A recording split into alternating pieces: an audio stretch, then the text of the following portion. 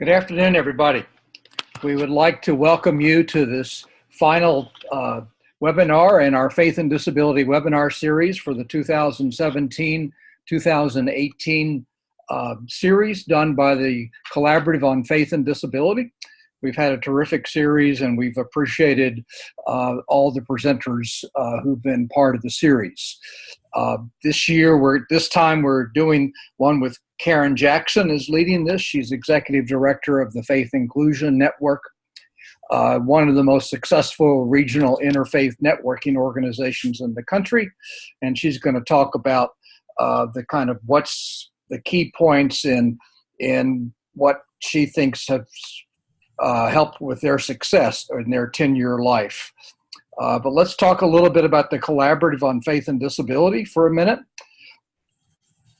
Our vision is that, as you can see on the slides here, is that people with disabilities and their families will have compelling opportunities and supports to develop and express their spirituality, engage in congregational life, and share their gifts and talents in ways that are personally valued and that strengthen communities, not just the congregations, but communities.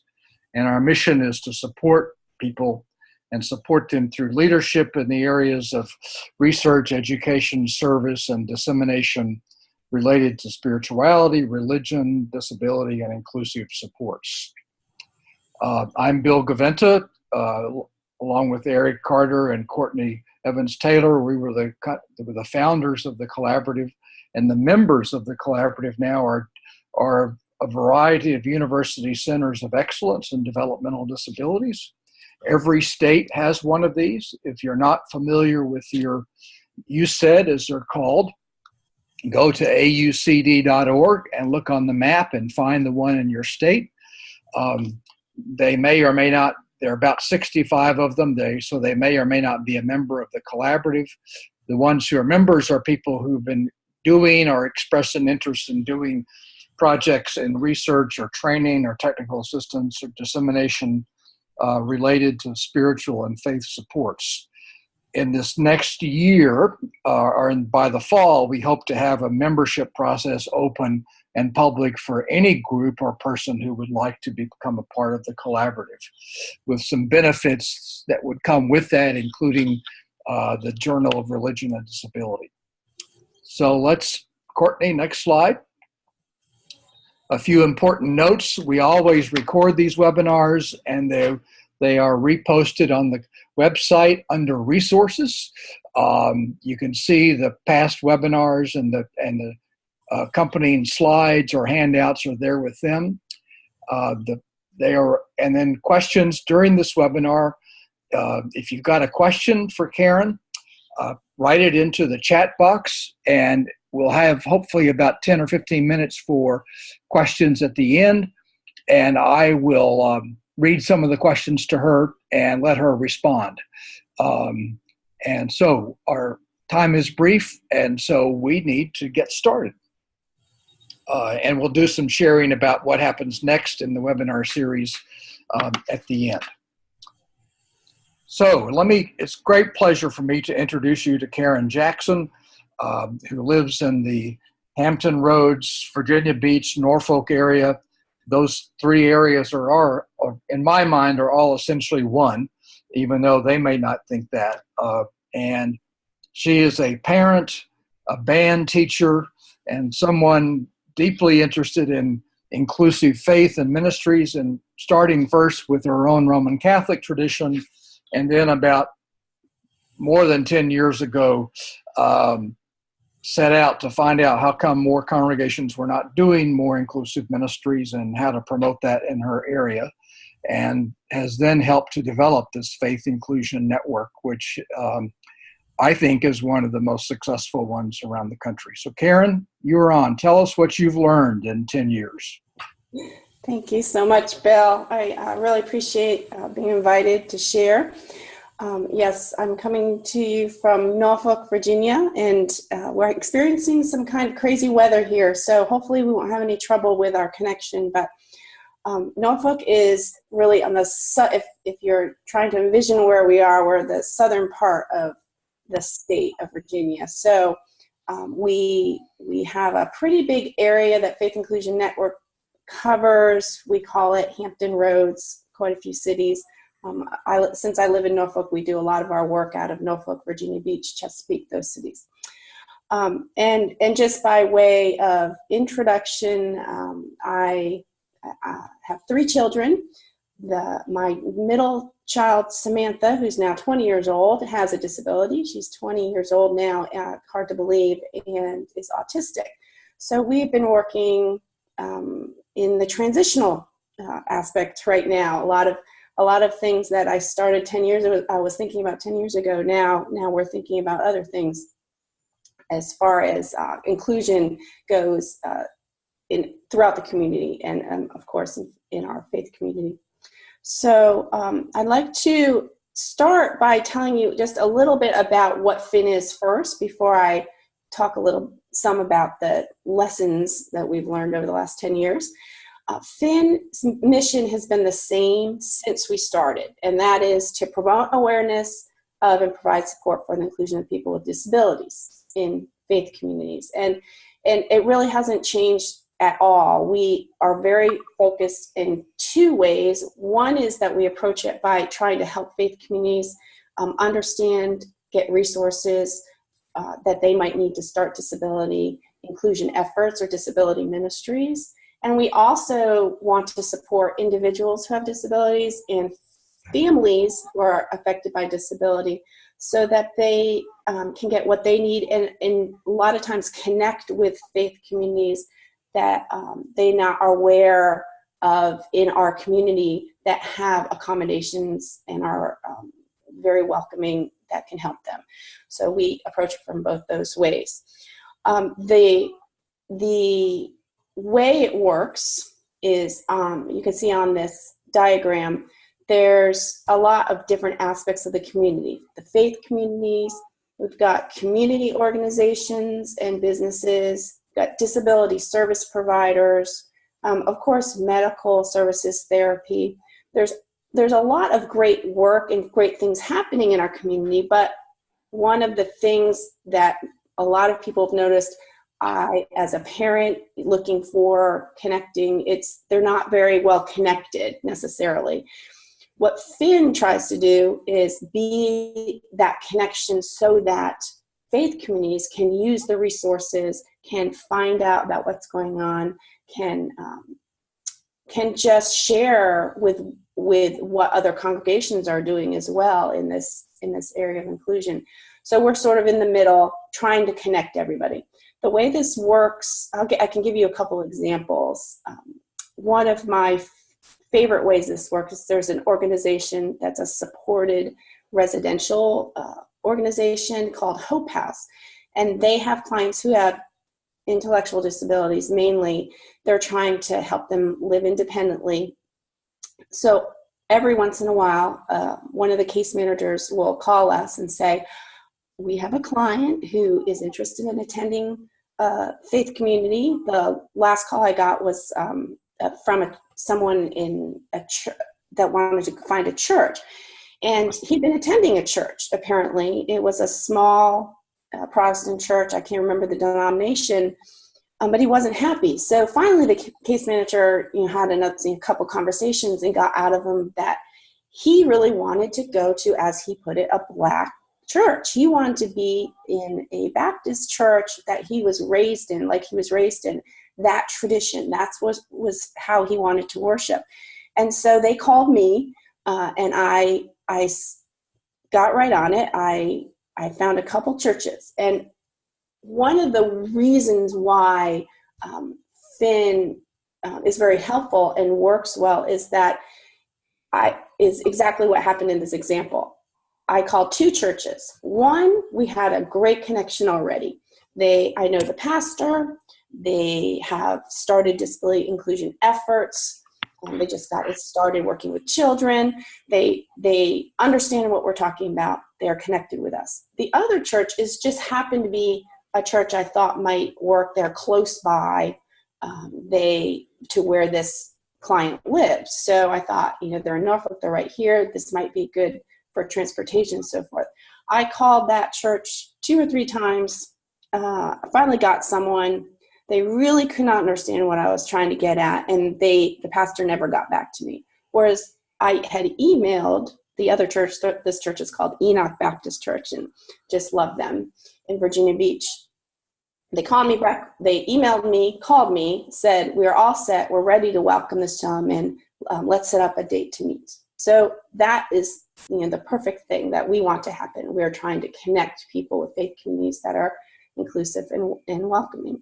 Another example of what Finn does is with community organizations wanting to connect with faith communities and share what they do. So what happens oftentimes when people are working on disability ministry, they might have someone with a specific disability, like let's say autism. And so I can help make the connect, even though they could probably do it themselves, they might not think of it or know about it because they're not in the disability community per se. They can contact us and they can actually connect with the Autism Society through us, and we can set up some meetings. So we've done that in the past. And then also faith communities have reached out to us for resources. One faith community several years ago had started to have quite a few men come who had intellectual disabilities, and they were looking for resources for a Bible study. And we, right away I connected them with Friendship Ministries, and they got what they needed, and we've been well connected ever since. So there's a lot. I could go on for a long time, but there's a lot of examples of how Finn does the work we do and what we're doing in the community. Thank you, Courtney. So the 10 lessons are listed here, and it was fun for me to put this together. They are all, I'm sure the list could have gone on and on, so appreciate that it's just 10 lessons, but I think that the chance to look back and say, where do we start, which we started, so you're aware, there was no network. There's no connecting with other faith communities in our area, and very few at 10 years ago even had disability ministries or disability inclusion efforts. So I think that one of the things that's been great about Finn is we started right. It was the right timing for our community, at least. And once we started doing this, and I started finding out more about what's happening around the country, it was obvious that our timing was good in that aspect as well, because it was the whole faith and disability movement that I like to call it has been developing a lot in the last 10 years. So we've sort of developed right along with it, I think. So we can go on to the first lesson. Sorry, Courtney, can you move? Okay, thanks. So I hope you like the picture. That's one of our favorite movies at our house. Knocking on doors. So it's really time consuming, obviously, to go literally knocking on people's doors, but that's actually how we started. And it's all along been the way, even though we are not maybe knocking on as many doors and going from place to place and trying to introduce myself. That's how I started. I just went in and I said, "Hi, this is what I'm doing. Do you have anyone who could be a representative to come to a meeting?" I still remember going, spent probably 2 or more months doing that until we had enough people to gather for our first meeting. It's very time consuming, but it's still very effective. I still feel like when you meet someone face to face and you can share what you're doing, that is still by far the best way. Of course, now, we still have, we have to use email and phone calls, but I tend to, even now, make a phone call as well as an email and try to connect with people individually at various organizations or in faith communities or whoever we're trying to connect with. Because I feel like the network is really about the relationships that we're making with everyone. And so that's been for me, recently I've realized how important that lesson is, that there's really no break from that. We do it in different ways sometimes, but I still try to make an effort to get out to various conferences to meet new people. I still make efforts to go to community events to share about Faith Inclusion Network. And I'm pretty sure that's never going to stop. I think that's just too important a thing to do, because every time I think, oh yeah, we have a lot of people involved, or we have this denomination of churches that knows what's going on, then people leave. They move on from their job or whatever, and you have to meet another group of people. So constantly knocking on doors, literally and figuratively, but trying to share the message of what we do and what we want to do and help in the community.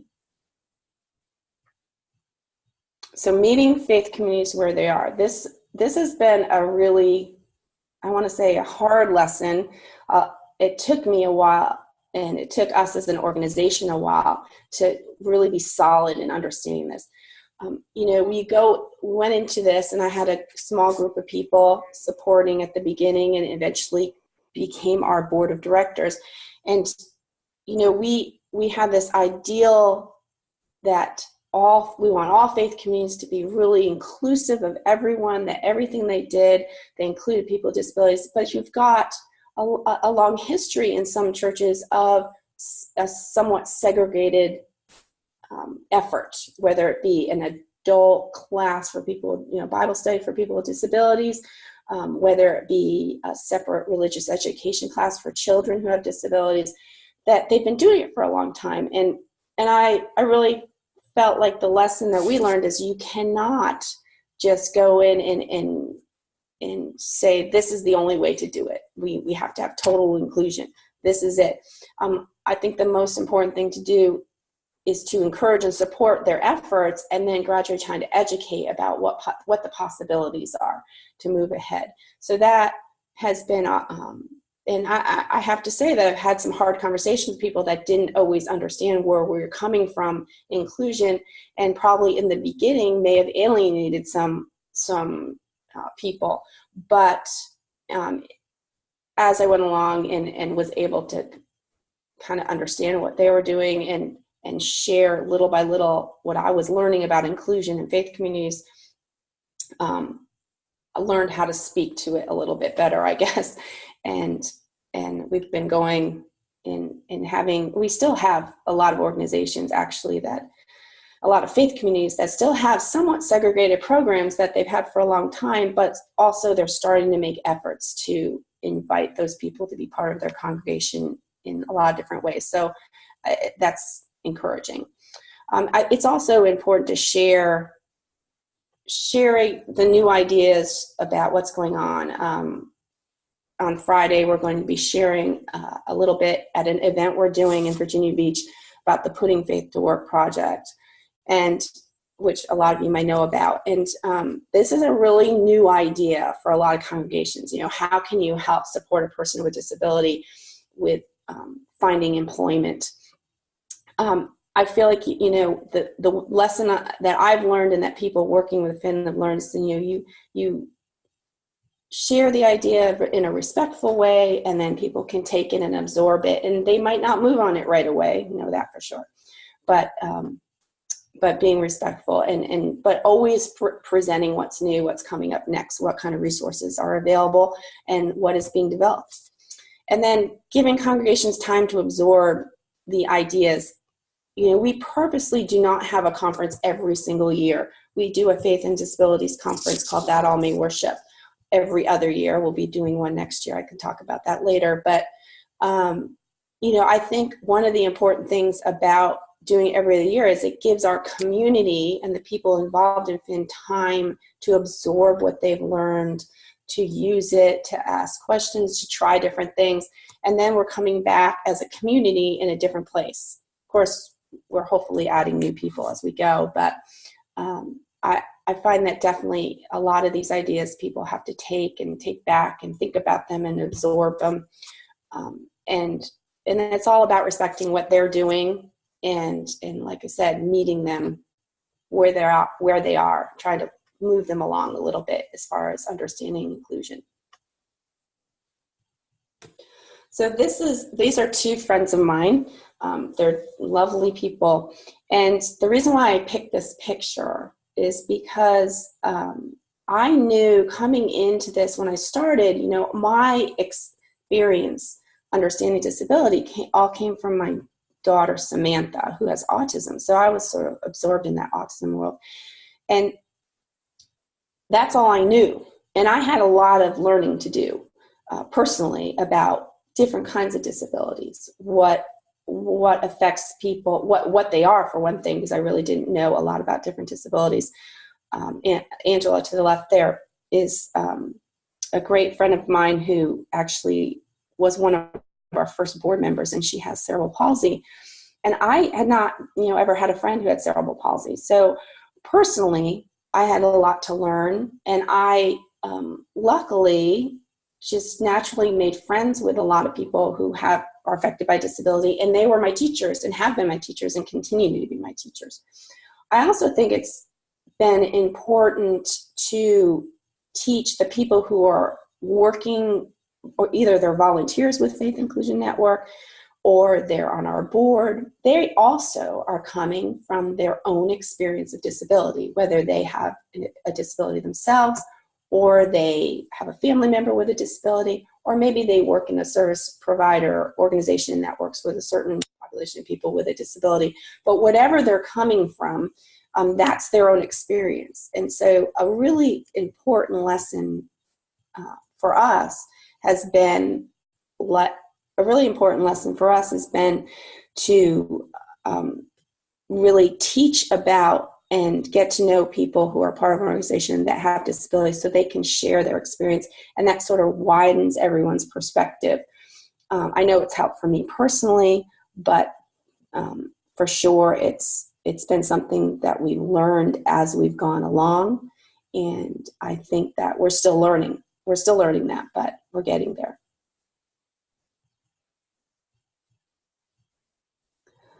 Developing interfaith connections. I'm pretty sure that this topic is from the various presentations I've done around the country in very, very different kinds of conferences.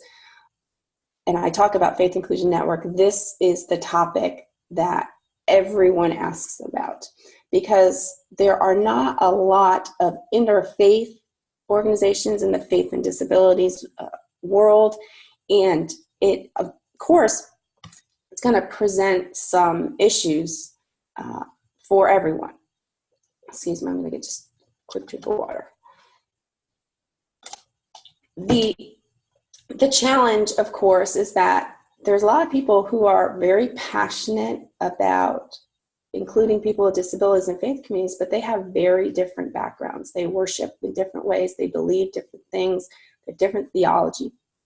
So bringing them all together is, of course, going to be challenging sometimes.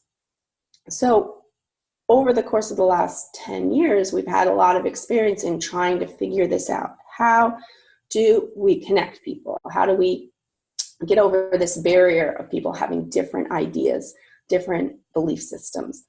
And there's a few ways we do it. One is that we try to hold events in a lot of different kinds of faith communities, whether it be small Protestant churches or very large non-denominational churches or temples. We just had our last large event that we call Gifts of the Heart in a Jewish congregation.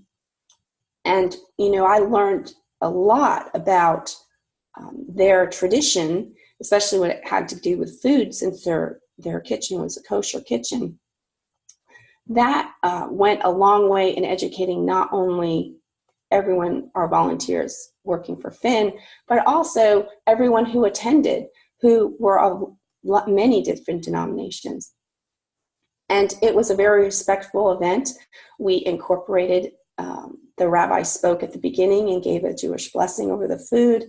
It was very inclusive, not only of people with disabilities, but of course with people of many different traditions. And I think after the event, a lot of people came up to me and said, I'd never been in this building. It's an absolutely gorgeous building. That's a picture of it right there. It was actually a beautiful place. And everyone came away with kind of a great feeling from that. And I was really proud of Faith Inclusion Network for being able to do this event at, this is actually Temple Beth El in Norfolk. I think it's also important to take time to learn about the different faiths. You know, my tradition is, and when Bill introduced me, is he said it's Roman Catholic.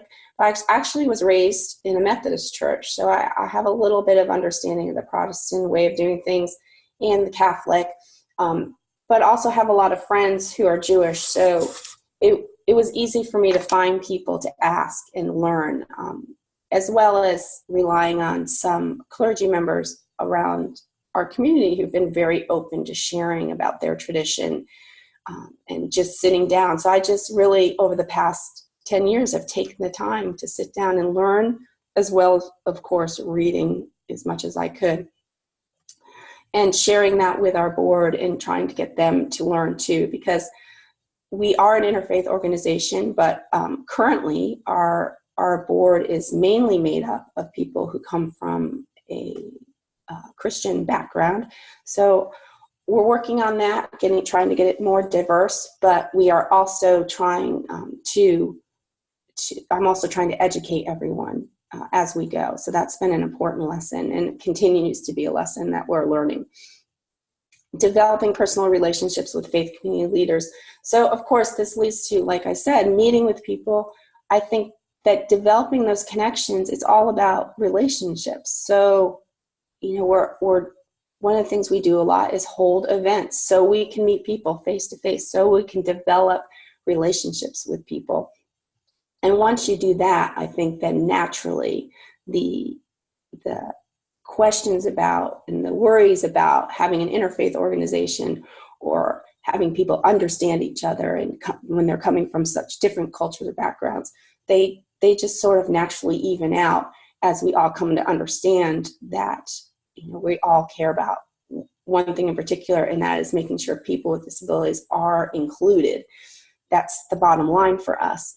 And I think that developing personal relationships is probably the most important thing on this list in developing Faith Inclusion Network in general, but for sure in developing interfaith connections.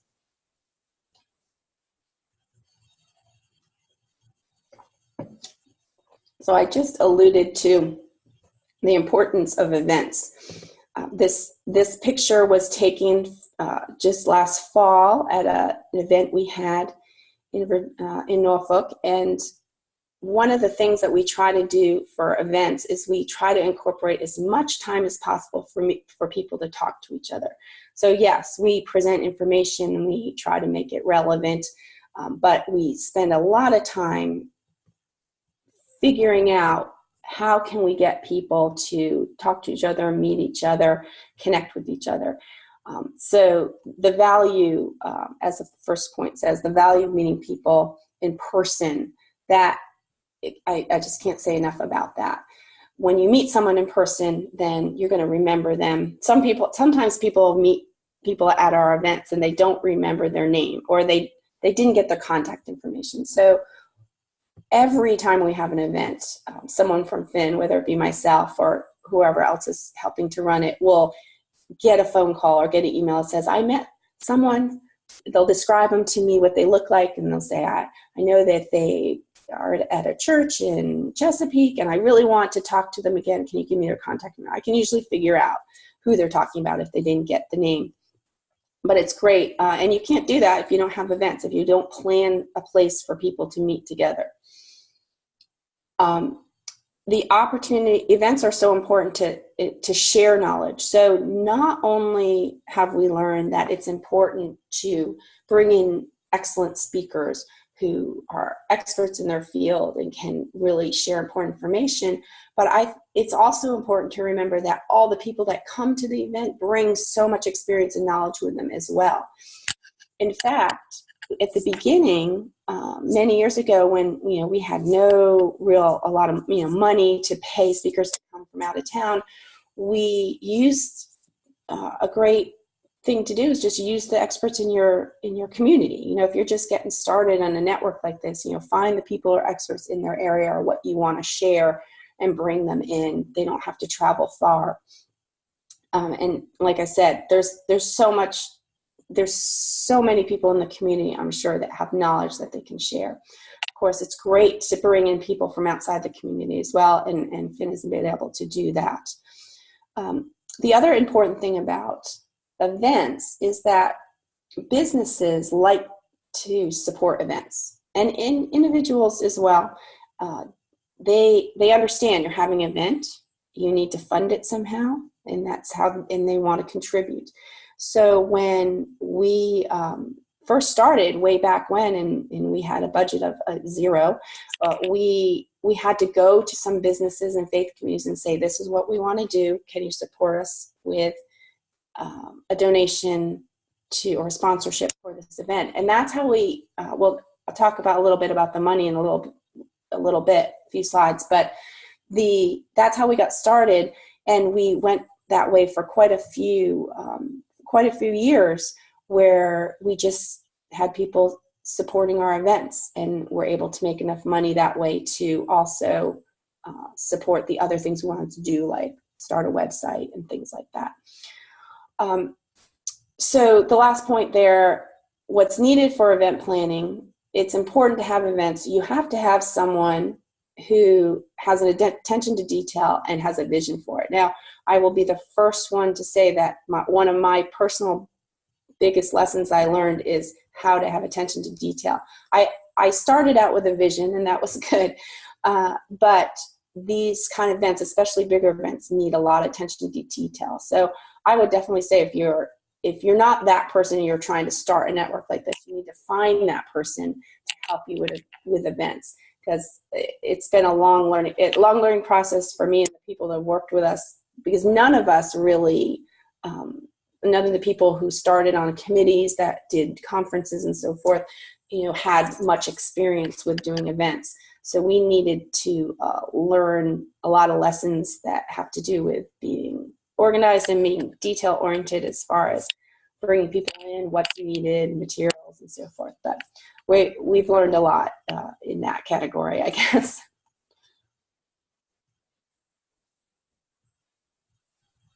Oh, so it's the next, so perfect. It's the next slide. So money. The second biggest question after the interfaith connection is always about money. So how do you fund something like this Faith Inclusion Network? And as I just said, we started by asking for donations and sponsorships for events, because that made the most sense. We're doing events, we needed money. And to pay for the food, to pay for the speaker, what have you. And we've gone along for quite a few years that way. I also learned as I went how important it was to get the in-kind donations. So donating a hotel, donating some food, donating folders, whatever it is that we needed. One of the ways we got by, especially early on, and really still do, because we have a lot of people who donate services for us, is by getting these in-kind donations. People, especially businesses, are usually set up to do that. They've been great about that, very generous in our community. Sometimes the ask is pretty big. A couple of years ago, I got all the lighting and sound donated, and I actually, it was one of those situations where we really needed help with staging and lighting, didn't have it in the budget for a big event, and I just called and asked. And sometimes that's the lesson you have to learn, is that you just have to ask, and sometimes organizations will be much more generous than you're ever expecting. So eventually, and it took a couple of years of convincing, but finally last year, at the beginning of 2017, we started a membership drive. So people can actually be members in various circle levels of our organization, whether it's an individual and family, or larger donations that move upward to help us fund what we're trying to do, whether it be more small events or are running our website. We work and consult with faith communities and need materials. So all that kind of stuff. We really needed to move ahead. We need to sit down and say, how can we set this up so people who are making donations can actually be members of our organization? So we started that. It's been quite successful. We're just still trying to, iron it all out. So we're still learning lessons about how to do that. But it has been a great way to develop our budget and develop what we're doing in the community. And it was really time. We really needed to do it. That picture there is a picture of the person to the left is, her name's Krista, and she works for a church in Newport News. She is a perfect example. She represents a church that started out as a sponsor. Every year they would sponsor our events, our big events, and then transitioned right over to being a member. So super supportive of Faith Inclusion Network.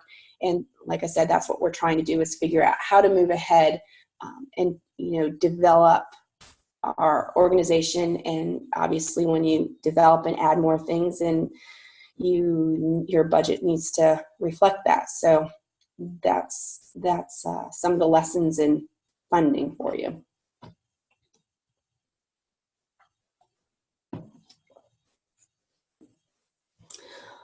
Patience. Now, I'm pretty sure that a lot of people that are working in faith and disability community understand how important patience is, because so many times you can share with a faith community about whether we share resources or we consult on starting a disability ministry. Sometimes we go in and do a presentation for a large group at a church or a synagogue, and you don't hear anything back. You don't know what's happening. You don't know if they've done anything. And maybe a year, sometimes even longer, people come back and say, yeah, we finally got around to getting started on that. We appreciated your presentation or those resources. Oh yeah, we just were able to meet together. The person who was leading it at the time you came had moved on, and now we have someone new. And there's all sorts of scenarios, but in the end, it's patience, and more patience. And I think that's something everyone on the FIN board and also the people who are volunteers have learned too, as we've had lots and lots of events and we've met lots of people, and they'll say to me, why haven't we heard from this church, or why haven't we heard from that synagogue, and what's going on there? And I'm finally able to come to a point to say, just wait, be patient. It's going to happen eventually. And we're still here, and we're still ready. So when someone emails me 3 years after they initially made a contact with me, that's not terribly unusual anymore. And it's, it's encouraging. So in some ways, I feel like FIN is sort of planting seeds, and we just have to wait, and hopefully sometimes things sprout right away, and that's awesome too. But sometimes they don't. So it's important to have that. And remember that faith communities, of course, change make very slow progress sometimes, but when they do change, when they take the time, it can be effective. And as I said, it's not unusual to speak somewhere and then not hear back for months, years even. But like I said, when I do hear back from them, or they connect with us on our Facebook and are showing us, programs that they've started or inclusion efforts they started, that's very encouraging. I think that an important aspect of being patient, and probably the hardest thing that I've learned, is that it takes a long time to change attitudes. You can connect with one person, you can connect even with either the faith community leader or the pastor or whoever, but it's going to take them a while, even if they're committed, to change the attitude in a faith community. And I tell people and I often have people come in to the office who are really super excited about, they may be a parent who has a child with disability, and they're super excited to get started on inclusion efforts in their church.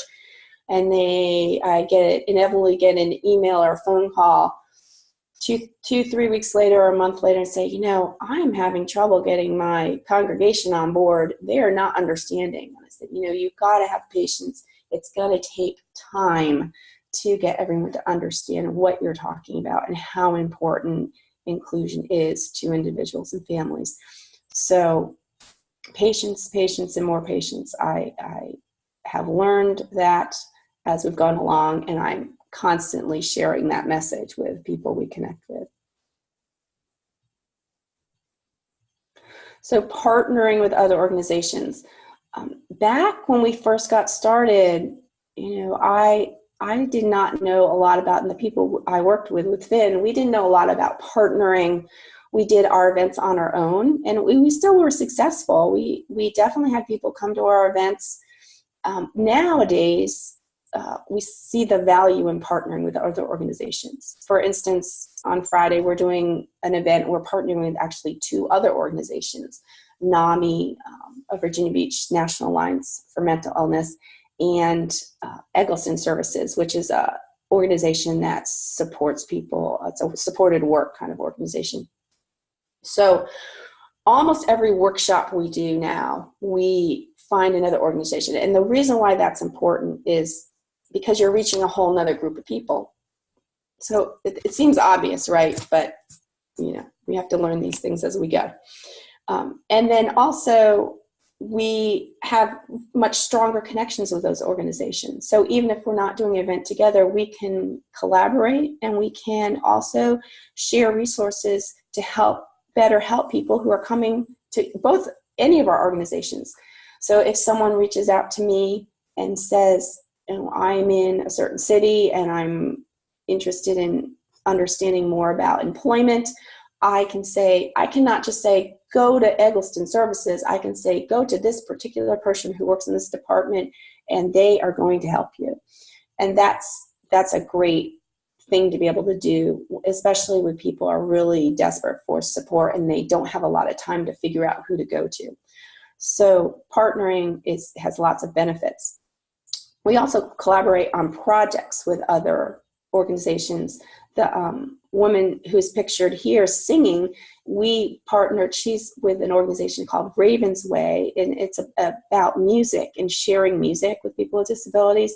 It's a really great organization that she founded. She also happens to be on our board of directors for Finn. So that was an obvious, easy way to someone to collaborate with. But I wrote a song that she's a professional singer, so she found some musicians to write an accompaniment, and we recorded it, and it was a lot of fun to do, a great collaboration, and not something about an event, but for a project.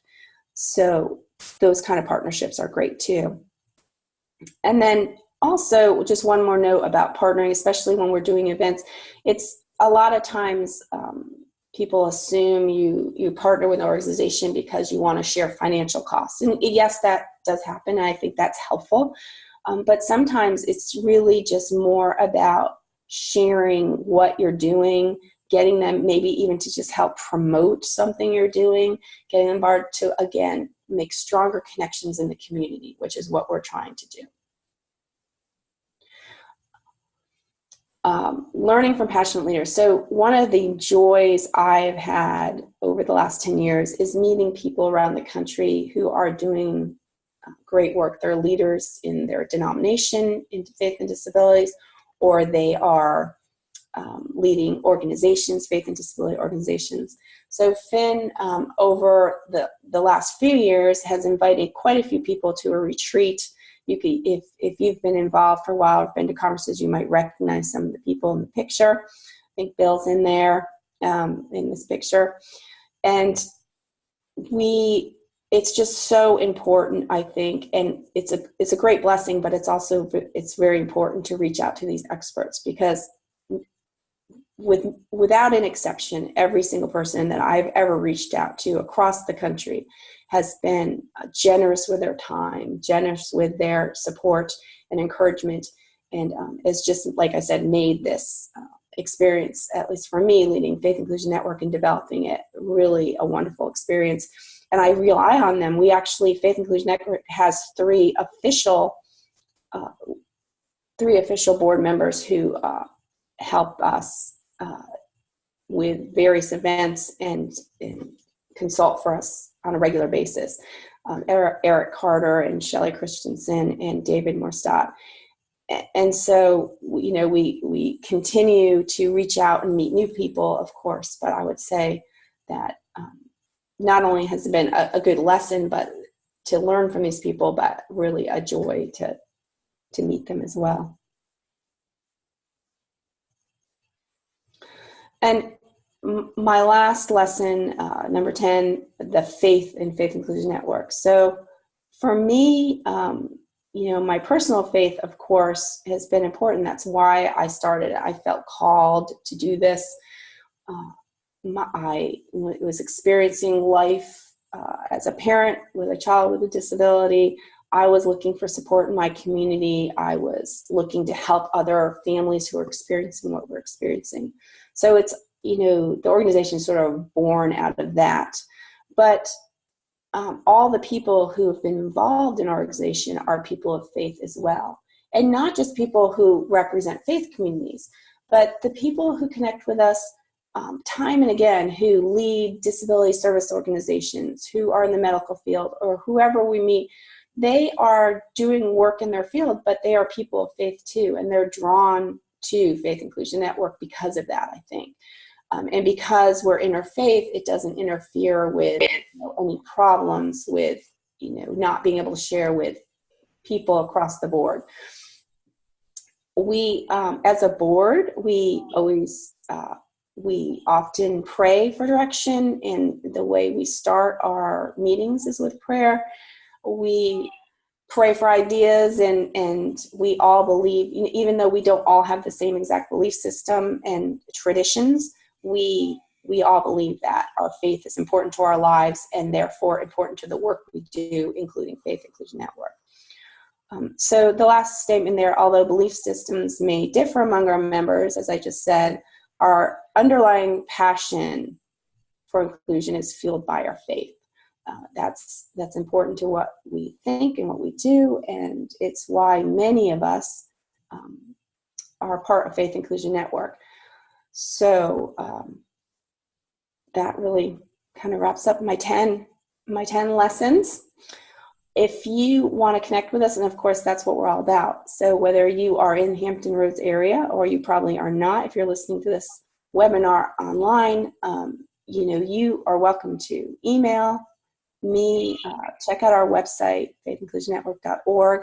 We also have a YouTube channel that has, we have some resources that we've developed ourselves, so you can definitely get on there and join that. And then next year in March, we'll be having our 7th conference called That All May Worship, the Art of Inclusion. And there are a couple of things about the conference I definitely wanted to share, is that we are really hoping to include people to come outside of our area, and we're going to set up, have hotels set up, and possibly some other activities, not just the conference, because the people that have come to help us with this conference to present are just amazing people that we want to share with this community. We want you to have a chance to come out to Virginia Beach and enjoy yourself. I don't promise to have super warm weather in March, but it's still going to be a wonderful experience. And the Art of Inclusion, I'm excited about that title, because we're really looking at not only a lot of organizations that are including artistic efforts, fine arts and music and all sorts of things, including people with disabilities in that. So we're going to showcase some of that that's in our community, but also the art of inclusion and how to be creative in developing disability inclusion efforts in congregations. And there's so much going on and a lot of creative, exciting things to share. So I hope that you'll consider joining us for that conference in March. Okay. Um, Full question. Aaron and others. Courtney, can you unmute me? Oh, you were. I'm sorry. You have. I'm fine. Uh, Karen, there's a question that you've gotten before. I know because we've talked about it some. When you've had that, is about whether you provide technical assistance to new groups who might want to do this same kind of thing, and have you considered starting chapters? Yes, that's a good question. So we've actually, Bill's question was about it. Has anyone, asked about starting a chapter or being affiliated with us? And what we've done, we've had quite a few people over the last 5 years be interested and not really gotten to the point where they've actually started something, to the point that our board actually did make an affiliation agreement. We would love and be happy to help another group from wherever they are start an organization like Finn. And we know from experience that it's hard to get started right off the bat. There's a lot of things to consider, websites and getting financial support and all sorts of things. So what we offer to do is help them be affiliated, have a chapter, and then we would go ahead and have them join our website and give them a page, get them started so they don't have to think about all those things right away. And so if anyone's interested in doing that, for sure, email me. I know that, even if some people don't want to start a Finn chapter, I'm certainly happy to, and we are happy to help support any efforts you have and consult in any way we can to help other areas of the country start a network like this. Great. There's a second question about someone asking if they're holding an initial meeting with congregational leaders, should they pray at that meeting, if an initial meeting, or if I'm meeting with a pastor to discuss inclusion initiatives, what's an appropriate prayer to pray out loud over the other people in the room? Well, that's a good question. I think it's important. What we do when I mention prayer in our board meeting, what we generally do is start with a devotional, read a devotional, and then someone will spontaneously have a short prayer. I think that if you're aware of the people you're meeting with and they're comfortable with it, and you, of course, are sincere about it, which, of course, you probably are. So go ahead and pray. I don't think there's any prayer I can say you should do this or that. And certainly, if you are in an interfaith situation, you have to be aware of that and make sure that your prayer is using inclusive language. When I talk to groups and even say a short prayer, what have you, I'll often say, which you probably heard me here, say faith community or congregation instead of church. So it's just being aware of that kind of thing. But I think that, a lot of people will respond because they sincerely want to help and they're coming from a place of faith. So prayer is appropriate. And we have one more question, maybe. Do you have a way of measuring inclusion on part of a faith community? That's an excellent question. We do not currently have any type of measurement right now. However, oftentimes people ask us, we have a website where we have faith communities listed, and they say, well, what do we have to do to be listed under your faith communities? So the idea is that on our website, there's cities and then denominations, and then you can find a faith community under that city and denomination who has a contact person. And what I always say is, no, we will not put anybody on the website who does not have an individual working as a connector for the congregation. We want an individual contact person, and we want to know, we screened as far as talking to them, ask them what they're doing, making sure they're inclusive and welcoming, wherever they are in the process. But and that way, if it all looks good, then we put it up on the website. But we don't currently have any kind of way of determining that. And I think that there maybe are good things about that, of not having something, because there's so many different ways to respond to disability inclusion that it would be really hard to determine that. But it's something to think about as we go along in the future. Okay. Somebody else noted that they use readings from inspirational sources rather than prayers at interfaith gatherings, where people then can share from their respective traditions. And one final question, then we're going to have to move on to the end, is has it been hard for you to work with provider organizations to get them really interested in the area of spirituality and giving people a real choice about where they worship? You know, it actually, I have to say the answer is no. It has not been hard. There are many options, lots of disability service providers. Obviously, not all of them are involved with us, but we have a good number of organizations that join us for events, that support us as vendors at events, who connect on a regular basis with us with what we're doing. And like I said, like Hope House and other people that call or email us with questions or helping to connect with faith communities. So from the beginning, we've been pretty well connected with what's happening in the community as far as disability service providers. And what's great about that is that our information can be in their offices. They can share it with clients, and that way it's just one more way we can, find people who are looking for faith supports in the community. Okay, Karen, thank you very much. I've answered a couple of more other questions that have come in and given ways for people to contact you or us. And people, I think, know from the slides how to contact you.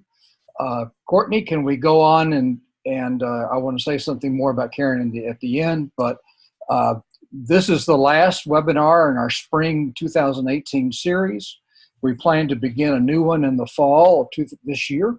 So we would really welcome your ideas or suggestions about topics that you would like to see, or people who would like to volunteer to present a webinar on topics that you think might be timely and of interest to people involved in all these kinds of the whole diversity of intersections around disability and faith and ministry and inclusive spiritual supports. So if you're interested or have some topics that you'd like to hear more about, please email me or Eric Carter. I often say to some people, if you talk about any kind of support for an individual or family, you can find a congregation somewhere that's doing that. I think people are doing a lot of creative things. And then a reminder, all of our webinars are archived at faithanddisability.org. Go to resources, and then under resources is webinar. And there are a couple of other events coming up this summer in which people involved in the Collaborative on Faith and Disability are participating. The Summer Institute on Theology and Disability is taking place in Raleigh, North Carolina, June 11th through 14th. There's a one-day community day that's part of that at the beginning. That's kind of meant for people who can't afford the time to come to the 4 days. But there's lots of information out there about that. We'd love to have you. And the website for the Summer Institute is under the Collaborative's website. And under that are also videos of the plenary presentations from all the former Summer Institutes. So there's quite a collection there of speakers. And then members of the Collaborative from the University Centers often get together at the AUCD conference in November in Washington. There's usually a couple of sessions related to spiritual supports, and we hope that we can't guarantee that, but members do connect there as well. Again, I'd like to thank Karen for for her presentation and for their faithful work over the years. I hope on their website, Karen, maybe you can say this, they've got information about their board bylaws and the way they're organized. because I think they're fairly creative about expecting people really to put some time and talent into this, so that being on the board, for instance, is not a symbolic kind of It membership. definitely is not. We're working pretty hard, but it's not actually on our website. But if someone was interested in that, I could certainly send them what we have and how we're organized. But And there are a couple of other ways to keep it in touch with some of the resources and conferences and other things that come up that I'm familiar with. There are also other Facebook pages that are out there on Facebook. It's heartening and exciting to see the growing number of different kinds of networks and people involved in this area of ministry and support, and the growing number of resources. So it is time to close off. Thank you for attending. Thank you, Karen, again. you're welcome. Thank you. For your presentation. And we'll put word out when it is up on the website so other people can see it as well. Take care. Have a good day, and have a great summer, everyone.